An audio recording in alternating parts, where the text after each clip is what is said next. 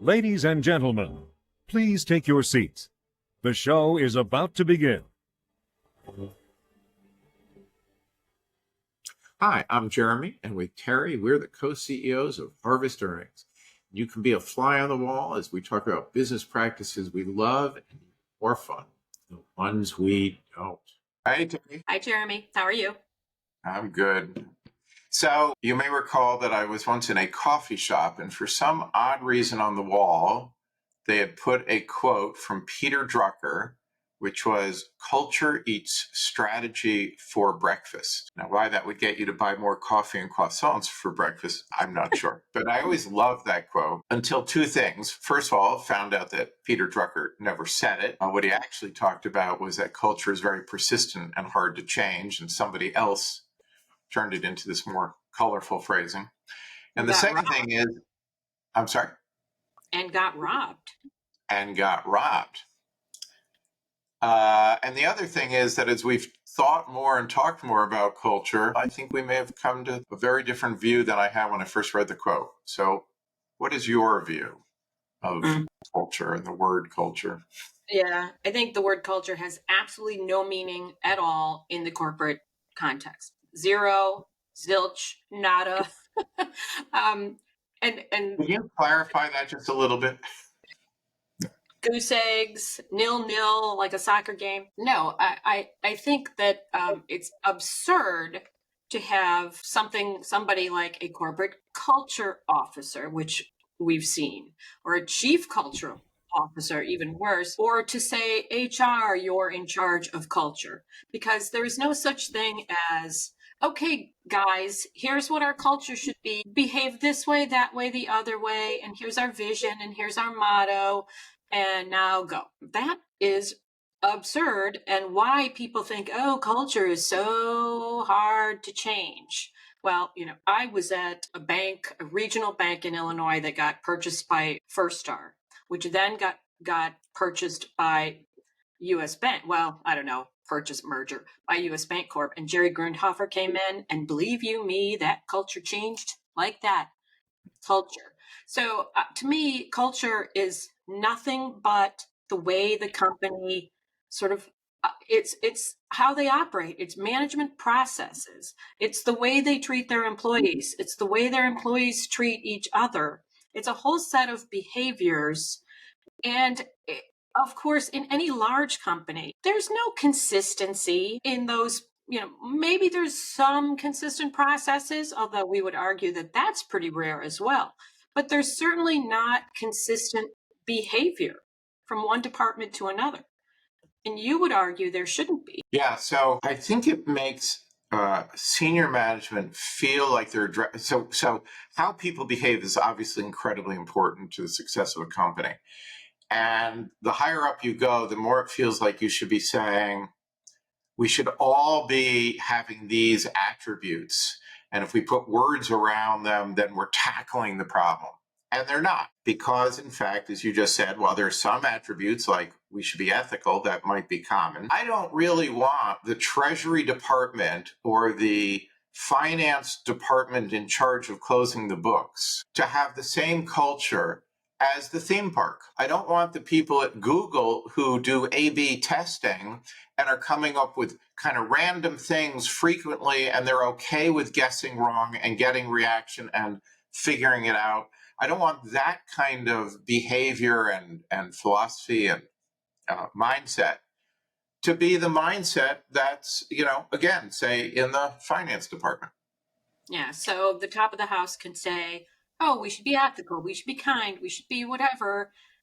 And sure, of course, everybody should be ethical and kind, but it's just words at the top of the house, and it doesn't change at all what's happening in the organization below them. Right. So everybody agrees that what they think they mean by culture and what we think really means just many, many, many different kinds of behaviors across a company, the sum total of them, that there is some way of measuring, is this behavior what we want in this activity or business unit or process? And if not, how do we change it? Because to Peter Drucker's point, it's hard to change behaviors. And I think if companies did a diagnostic, they would be shocked and probably appalled at the radically different cultures within a unit that they think should have one culture and that they think they know what it is. Because there's maybe some supervisor or manager who's the manager from hell and strikes fear into the heart of everybody and is a misogynist and doesn't listen. And, 3 states over, a manager in the same function is, the perfect manager. Inclusive, questioning, listening, acting quickly. And there's no diagnostic that gets done. There's no way. A lot of companies say, well, we do employee surveys. Those are about as good as Yelp surveys and about as good as any other. Oh, we're from American Airlines. Will you fill out this survey? Completely unhelpful in understanding what is the precise behaviors that are good for that function and are we attaining them?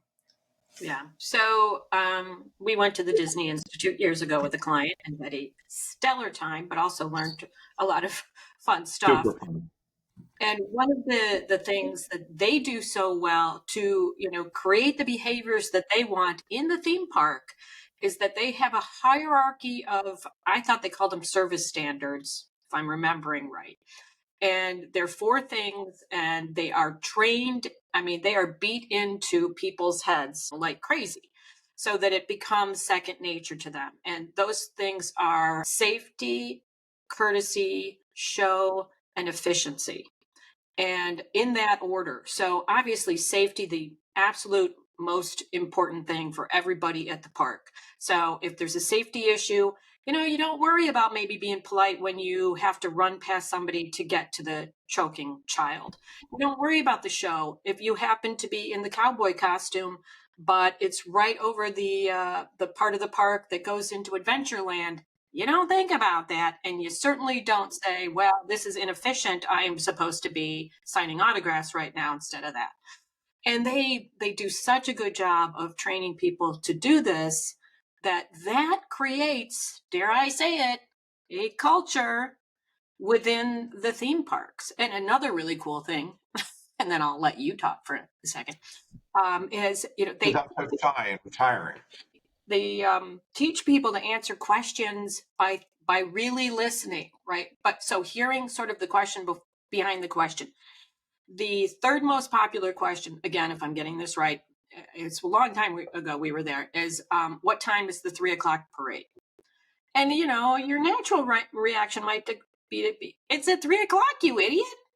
But of course, what people are really asking, well, I say of course, but not really of course, I didn't think about it, is where should I watch it? And what time does the parade reach that spot? So they train people to say, well, my favorite spot is up there on the bridge and it usually reaches there about 3:10. Or even, get there at 3 so it's not crowded so you get a good spot or whatever. But they train people to listen to get the question behind the question, which creates a wonderful behavior which changes the atmosphere in the park, the happiest place on earth. And that behavior is not just sensible, it's extremely fit for purpose for that unit, that environment, that situation. Yeah, and they're saying at the top of the house just, well, be kind, listen. Those are all just words that we don't know what to do with. Right. And you made a point that I strongly believe about what kind of behaviors we want or corporations should want when they are using the word culture. And that is these things that are second nature, that we've learned to do, the employees have learned to do, so they're not really considering alternatives in the moment because there is a preferred course of action kind of behavior that you want them to do basically without thinking about it, like driving, right? I don't think each time which foot is the brake and which is the accelerator like I did when I was first learning. And that is why Drucker said that cultures are persistent, because substituting the word behavior, many, many, many different behaviors in for the word culture, once something becomes second nature, it is hard to change that. It's hard to get it in the first place. and then it's hard to change it, particularly since one of the things about second nature is you're not thinking about it. It's hard to change something you don't think about. It's hard to even know you're doing it because, you have pointed out on, one or two occasions that I tend to interrupt. I don't even, yeah, you can interrupt if you want. I know you're dying to. I don't hear myself interrupt. It's just second nature. And it'd be very interesting for someone to try to design a training, a simulation, something that would break me of that habit. Oh, that's a very tall order there, Mr. Eden. I don't know about that. But I think we very much admit that getting these behaviors in place in a large company is very hard. I said a little bit ago that Jerry Grundhofer changed the culture very quickly. And so when people say, oh, it takes a long time to change a culture, I go, well, I mean, not if you really want to. I mean, I'm not saying he transformed it from A to Z, but he moved it a long way. And that was by changing processes to highlight what was important to him, and then very much changing rewards to reward behaviors that were important to him.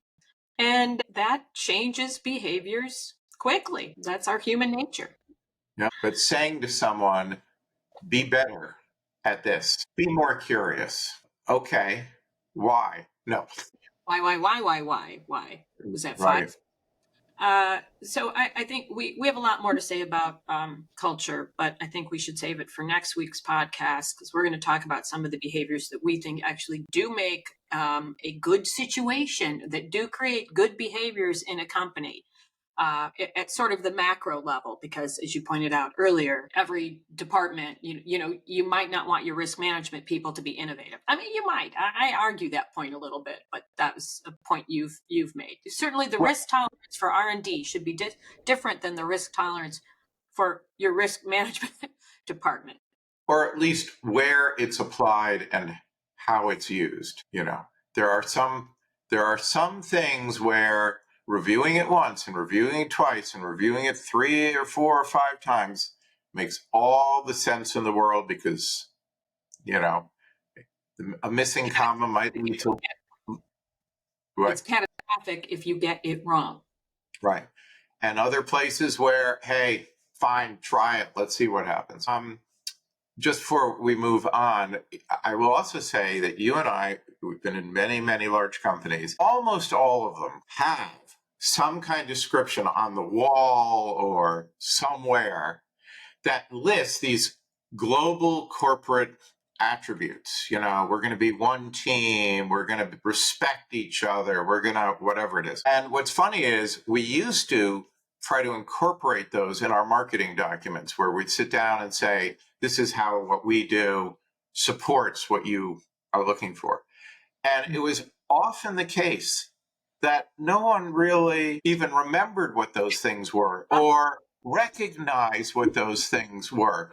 Yeah, even if they passed them on the wall every day, they were just, and so we stopped doing it because we actually, in attempting to look like we understand you, look like you guys don't know us at all. So very true. So I will leave us with one parting analogy to say that culture doesn't mean anything. So when Maria is teaching the Von Trapp children how to sing, she uses do, re, mi. And one of the older girls says, but it doesn't mean anything. Well, it's the same thing. You got to put words to the songs. But in the case of culture, you have to create a set of behaviors that get the result you want. Because the word culture and saying this is what our culture should be or even is meaningless. Until next week. Bye-bye.